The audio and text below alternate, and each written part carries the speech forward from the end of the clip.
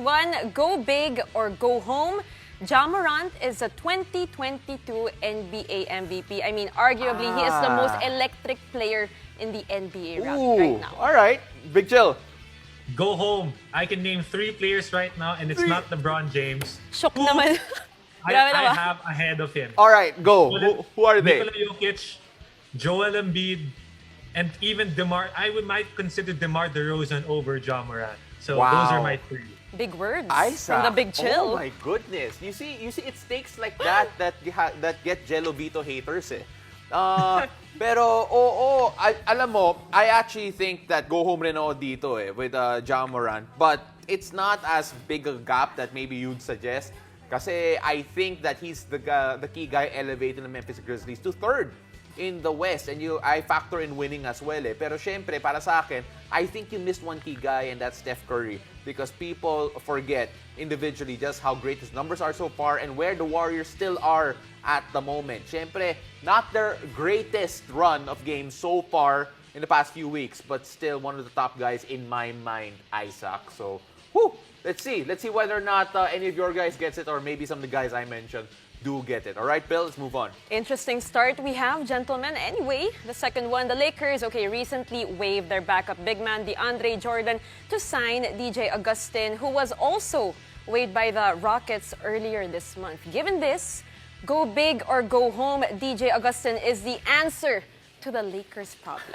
All right, Isaac. I like the signing, but I'm a go home on this. DJ Augustin is not gonna be a guy who's gonna close that several wins that they need, even to get out of the play-in. Like, I really like him. I followed him throughout his career. He's a really good role player, really good vet. Someone maybe that can replace Westbrook in the closing minutes if Westbrook is not playing well. But I don't think he's enough for them to get over the hump. Para sa akin, the biggest question in this question is, what questions are we trying to answer?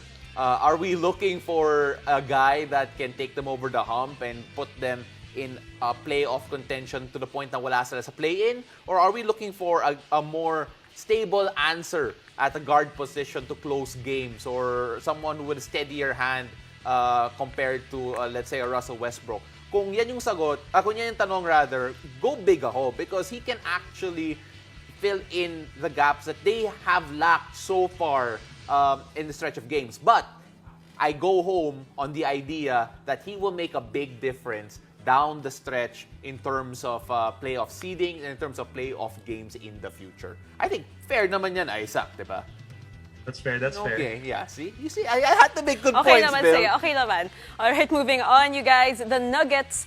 Sorry, this is in relation to the Lakers, rather. Let's start with this one first, mamaya na isa. In relation to the Lakers waiving DeAndre Jordan, the Sixers are now eyeing to sign him. Given this, go big or go home, the James Harden, DeAndre Jordan pick and roll will be deadly.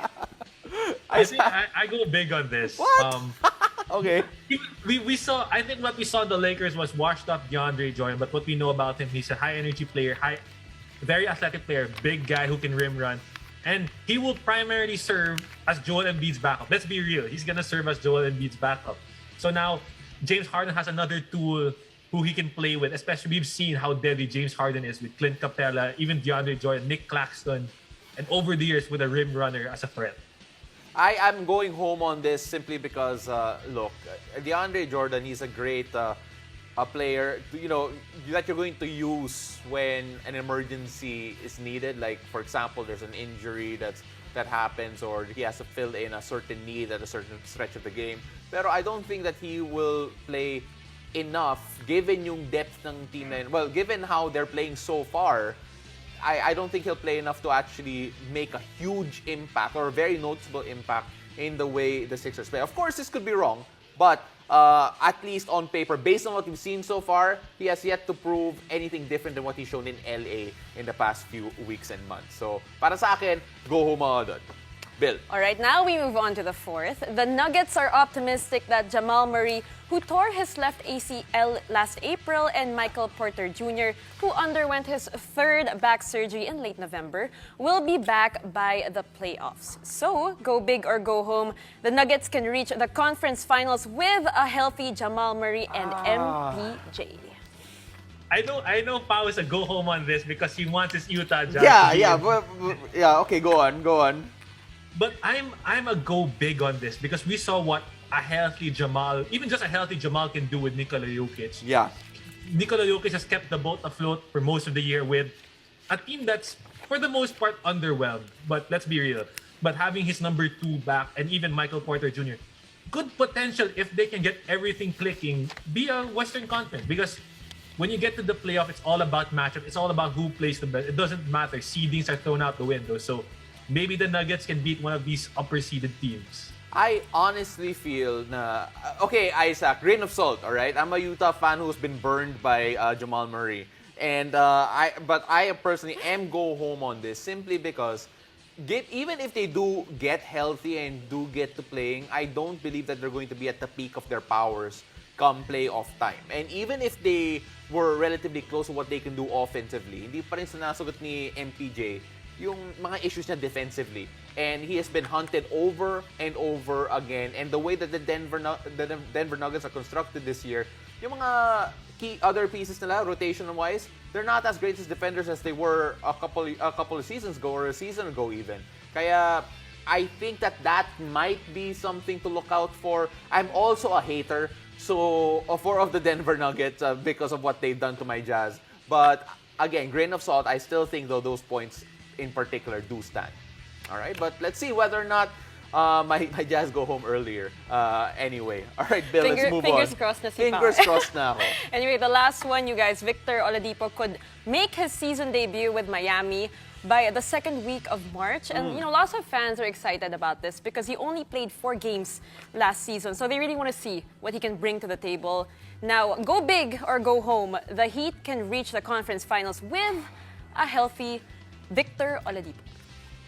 This is a go big even without Victor Oladipo. Yeah, no, I'm with you here, Isaac. I'll let you answer this because I agree with that statement completely already. Go ahead. If you look at Miami's roster, they are built for series. They're built for 7-game series where Eric Spoelstra can pull out a guy who has not played at all and deliver. So now, especially with how the East is shaping up, with injuries and situations you don't know, this Miami Heat team, who no one expected to be now I think they're number 1 in the East right now. Yeah. To be this good. And Lowry's missed a lot of time. Butler's missed a lot of time. Bam has missed a lot of time. And yet they've survived. So now this group of young guys have gotten experience, have gotten more reps for them to be able to be ready for this playoff. And I think that you would not want to face Miami in a series. If you're guys like Milwaukee, Philadelphia, you'd want to avoid Miami. Yeah, I agree, Isaac. Sorry, but I just wanted to add on to that. Para sa akin kasi si Oladipo, ceiling raiser siya eh. I think the floor is already what it is. And I think that the team, their floor is already very high. They have their high floor team. Pero you look at the addition of Oladipo and their dynamic offensive threat to this Miami team, you're adding on to that ceiling. You never know how far they can reach right now with another dynamic player like Victor Oladipo. Kaya makikita natin yan, especially once he finds his rhythm, once he is more ingrained into yung kultura nila. So, let's see. I'm very excited to see that. And, Isaac, I'm so happy that yung last question, nag-agree tayo. I mean, it's great that we're ending up friends at the end of this particular segment.